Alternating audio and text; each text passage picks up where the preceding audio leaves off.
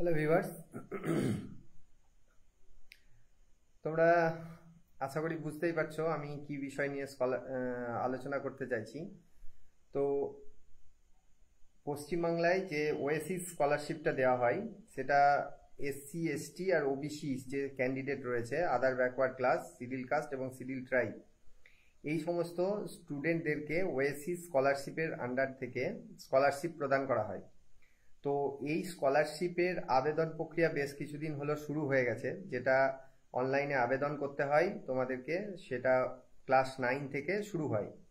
তো 9, 10, 11, 12 সমস্ত ক্লাসেরই অনলাইন শুরু হয়ে গেছে স্কলারশিপ আবেদন, এবং এটা বেশ কিছুদিন চলবে এখন।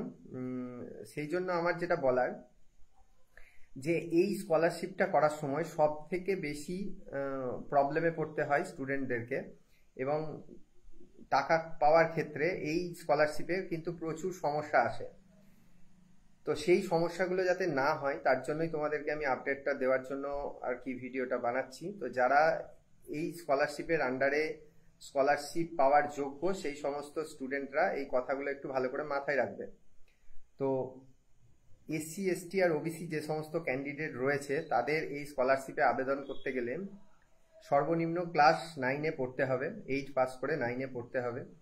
9, 10 যেটা হয় সেটা হলো প্রি ম্যাট্রিক স্কলারশিপ, আর 10-এর ওপরে 11, 12 থেকে যেটা 11 থেকে আরম্ভ করে যে স্কলারশিপগুলো হয় সেটাকে পোস্ট ম্যাট্রিক স্কলারশিপ বলা হয়। তো এই দুটো স্কলারশিপের ক্ষেত্রেই কিন্তু যে caste certificate, schedule caste, schedule tribe বা ওবিসি সার্টিফিকেট থাকাটা জরুরি। এবং তোমাদেরকে যেটা দেখতে হবে যে সেই কাস্ট সার্টিফিকেটের সঙ্গে আধার কার্ডের সমস্ত ডিটেলস ম্যাচ করছে কিনা, অর্থাৎ সেখানে তোমার নাম, বাবার নাম, ডেট অফ বার্থ সবকিছু ম্যাচ করছে কিনা। যদি কাস্ট সার্টিফিকেটের সঙ্গে আধার কার্ডের ডিটেলস ম্যাচ না করে তাহলে প্রথমে তোমাদেরকে যেটা করতে হবে, যেটা ভুল রয়েছে সেটাকে সঠিক করাতে হবে।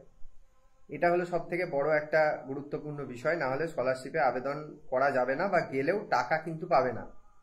দ্বিতীয় আপডেট যেটা দেওয়ার সেটা হলো যে এই স্কলারশিপে আবেদন করতে গেলে একটা কেওয়াইসি আবেদন করতে হয়, নতুন ভ্যারিফিকেশন করতে হয়, কেওয়াইসি ভ্যারিফিকেশন।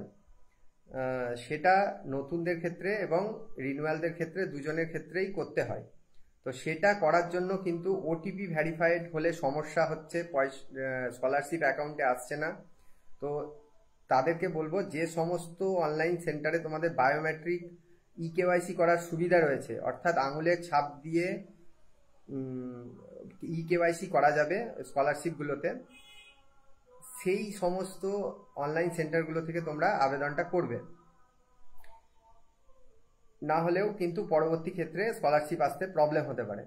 3 নাম্বার আপডেট যেটা, তোমরা যে অ্যাকাউন্টটা এখানে স্কলারশিপের ক্ষেত্রে দেবে সেটা যেন আধার এনপিসিআই লিঙ্কড হয়। আধার এনপিসিআই লিঙ্কড, দুটোর মধ্যে আধার লিঙ্ক আর এনপিসিআই লিঙ্কডের মধ্যে পার্থক্য হলো এটাই, যে এনপিসিআই লিঙ্ক না হলে পরে সরকারি কোনো রকম সাহায্য বা সরকারি কোনো রকম ভর্তুকি বা সরকারি কোনো রকম স্কলারশিপ কিন্তু সেই অ্যাকাউন্টে আসবে না।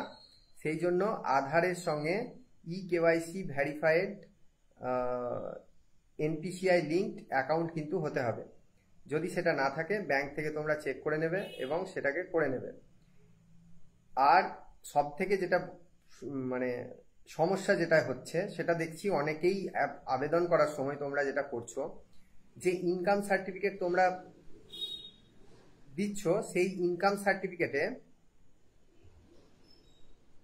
তোমাদের ইনকাম সার্টিফিকেট যেটা দিচ্ছ সেই ইনকাম সার্টিফিকেটটা তোমরা প্রধানের কাছ থেকে ইস্যু করে প্রধানের ওই ইনকাম সার্টিফিকেটটাই তোমরা আপলোড করে দিচ্ছ। কিন্তু তোমাদের বলে রাখি যে এখানে কিন্তু ইনকাম সার্টিফিকেট, প্রধানের দ্বারা ইস্যু করা ইনকাম সার্টিফিকেট এখানে দেওয়া যাবে না। যেটা দিতে হবে সেটা হলো বিডিও অ্যাপ্রুভড, মানে বিডিও ইনকাম সার্টিফিকেট দিতে হবে, যেটা ডিস্ট্রিক্ট পোর্টাল থেকে তোমরা আবেদন করে সেটাকে বার করে করতে পারো। এবার এই ইনকাম সার্টিফিকেটটা করার ক্ষেত্রে এখন বর্তমানে যেটা সমস্যা হচ্ছে সেটা হলো যে আগে প্রধানের সার্টিফিকেটটা নিয়ে তারপর বিডিও ইনকাম সার্টিফিকেটের অ্যাপ্লিকেশন করতে হতো। কিন্তু বর্তমানে বেশিরভাগ পঞ্চায়েতেই অনলাইনের মাধ্যমেই কিন্তু ইনকাম সার্টিফিকেট দেওয়া হচ্ছে। সেই জন্য প্রথমে তোমাদের যেটা করতে হবে, আবেদন করতে হবে অনলাইনে পঞ্চায়েতের ইনকাম সার্টিফিকেটের জন্য। পঞ্চায়েত ইনকাম সার্টিফিকেটটা এলে তারপর তোমাদেরকে বিডিওর ইনকাম সার্টিফিকেটের জন্য আবেদন করতে হবে, এবং তার পরবর্তী ক্ষেত্রে তোমাদেরকে এই স্কলারশিপের আবেদন করতে হবে। অনেকেই তাড়াতাড়ি করার জন্য, তাড়াহুড়ো যাতে অ্যাপ্লিকেশনটা হয়ে যায়, সেই জন্য তোমরা যেটা করছো, প্রধানের ইনকাম সার্টিফিকেটটা দিয়ে দিচ্ছ, পরবর্তী ক্ষেত্রে ই ডিস্ট্রিক্ট সার্টিফিকেটটা কিন্তু তোমরা আপলোড করছো না। কিন্তু সেটা হবে না, তাড়াহুড়ো করার কোনো দরকার নেই, এখন যথেষ্ট টাইম রয়েছে। তোমরা স্টেপ বাই স্টেপ ফলো করবে, তাতে টাইম লাগুক, পরবর্তী ক্ষেত্রে কিন্তু তোমাদের টাকা পেতে কোনো রকম স্কলারশিপের টাকা পেতে অসুবিধা হবে না।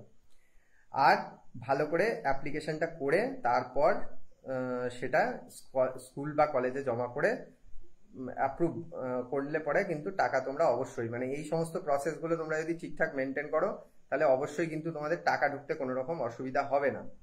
তো এই ছিল ভিডিও আমার, যে ইনফরমেশনগুলো আমি দিলাম। এর বাইরেও যদি তোমাদের কোনো ইনফরমেশন প্রয়োজন হয়, তোমরা কমেন্টসে অবশ্যই জানাবে।